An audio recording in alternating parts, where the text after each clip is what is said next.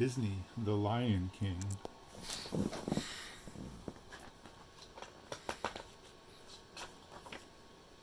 Disney, The Lion King. The hot African sun rose on an amazing sight. Giraffes, zebras, elephants, and animals of all kinds were gathered at Pride Rock. This was an important day. King Mufasa and Queen Sarabi watched as Rafiki, the wise baboon, presented their newborn son to the kingdom. The animals cheered and bowed before Prince Simba. But one family member didn't attend the celebration, Mufasa's brother, Scar. Scar was angry that he was no longer next in line to be king. Mufasa and his assistant Zazu went to ask Scar why he had missed the presentation of Simba. "Oh, it must have slipped my mind," Scar sneered, and he walked away. Simba grew into a playful and curious cub. Early one morning, Mufasa brought Simba to the top of Pride Rock. "Everything that the light touches is our kingdom," he told his son. "One day, the sun will set on my time here, and I will rise with you as the new king." "Wow," cried Simba. "But what about that shadowy place?" "You must never go across the border, Simba," said Mufasa sternly. "But I thought a king could do whatever he wants," said Simba. Mufasa explained. "There's more to being king than getting your way all the time. You need to respect all creatures. We are all connected in the great circle of life." Simba tried to listen, but he was busy chasing grasshoppers and practicing his pounce. Just then, Zazu arrived with important news. Hyenas had crossed into the Pride Lands. Mufasa ordered Zazu to take Simba home and ran off to battle the hyenas.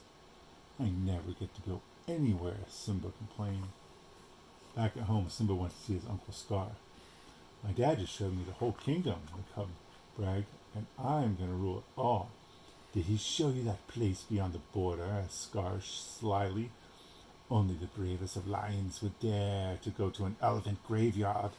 Simba didn't see his uncle's evil trap. He decided to show his father what a brave cub he could be. Simba set out to find his best friend Nala. She was lying with their mothers on a nearby rock. "Mom, can Nala and I go to this great place near the waterhole?" fibbed Simba.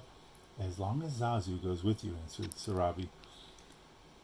"We've got to ditch Zazu," Simba whispered to Nala. "We're really going to an elephant graveyard." Simba and Nala laughed as they ran in and out of animal herds to escape from Zazu. "We lost him!" cried Nala. Together they played, tumbling and rolling. With a thump, they landed next to a huge elephant skull. Zazu caught up with them, but it was too late. Banzai, Shenzi, and Ed, three drooling hyenas with sharp teeth, surrounded them. The hyenas grabbed Zazu first. Why don't you pick on somebody your own size?" shouted Simba. Then one tried to catch Nala, but Simba swiped his claws across the hyena's cheek. Suddenly a tremendous roar shook the ground. It was Mufasa. His giant paw struck one of the hyenas as he growled, "If you ever come near my son again!" The hyenas ran away before he could finish. Mufasa scolded his son on the way home. "You disobeyed me, Simba." "I was trying to be brave like you, Dad," said Simba. "Being brave doesn't mean you go looking for trouble," replied Mufasa. Then Mufasa told Simba how the kings of the past looked down on them from the stars above. "They will always be there to guide you, and so will I." Scar was angry when the hyenas told him that Simba had escaped, but he quickly came up with a new plan to get rid of Simba and his father. "I will be king," he cried. The next day, Scar found Simba.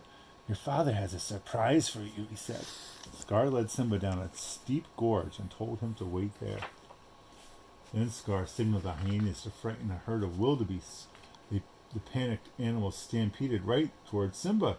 Hearing the thunder of hooves, Mufasa looked into the gorge and saw his son. He leaped down and saved Simba's life. Simba was safe, but Mufasa was still in danger. As he tried to climb away from the stampede, the rocks crumbled beneath him. Struggling up the cliff, Mufasa saw Scar. "Brother, help me," he cried. Scar dug his sharp claws into Mufasa's paws and whispered, "Long live the king." Then he let Mufasa go, and he disappeared beneath the herd below. No! Simba had seen only that his father had fallen. When the stampede was gone, Simba ran to Mufasa. He tried to wake him, but the Lion King was dead. Help! Cried Simba. Scar came to Simba's side. If it weren't for you, he said, your father would still be alive. Run away and never return. Heartbroken, poor Simba ran away as fast as he could. Scar sent the hyenas out to kill Simba, but the cub escaped them once more. Scar was certain that Simba was dead. He went back to Pride Rock and told everyone the news. It is with a heavy heart, he lied, that I become your new king.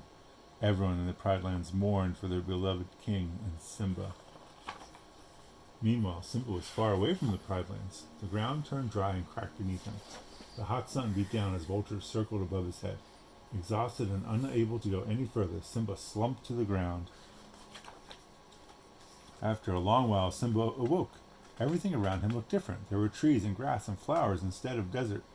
A meerkat named Timon and a warthog named Pumbaa had brought him to their home. You nearly died, said Pumbaa. We saved you, cried Timon. Thanking them, Simba stood up and started to leave.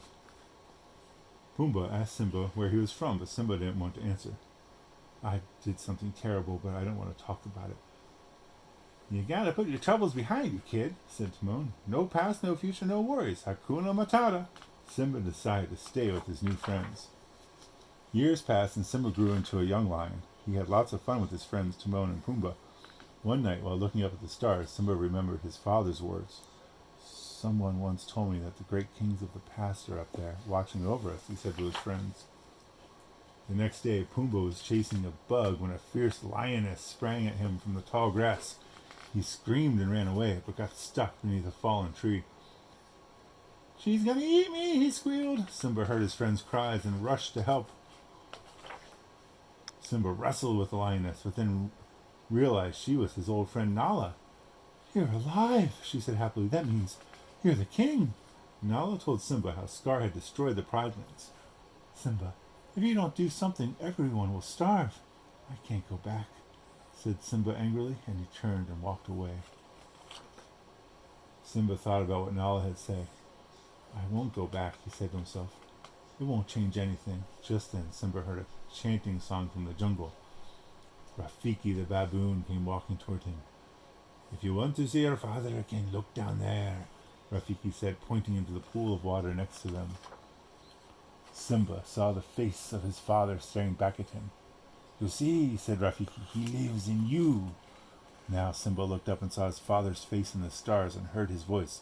Look inside you, Simba. Remember who you are. You are my son, and the one true king. The next morning, Rafiki found Nala, Timon, and Pumbaa. He told them that Simba had returned to the Pride Lands. He's gone back to challenge his uncle, cheered Nala.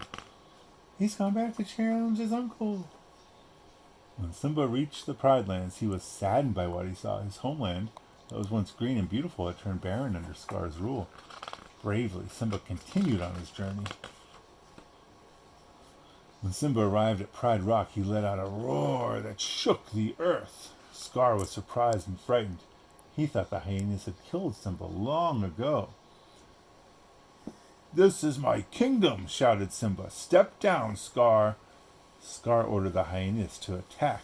They surrounded Simba and drove him to the edge of a cliff. Simba grabbed onto the rocks with his claws as Scar stood above him. That's just the way your father looked before I killed him, snarled Scar. Then Simba realized that it had been Scar who killed his father. With new strength, Simba lunged onto the rock and attacked. At that moment, Nala, Timon, and Pumbaa arrived, and a battle broke out on Pride Rock. This time, Simba trapped Scar at the steep edge of Pride Rock. Sparing his life, he ordered his uncle to run away and never return. Scar pretended to leave, but then turned and lunged at Simba. Simba swiped his great claw, and Scar fell to his death in the gorge below. Simba took his rightful place as the Lion King, and once again the land flourished. Soon all the animals gathered at Pride Rock to celebrate the birth of Simba and Nala's cub. The circle of life would continue. The end.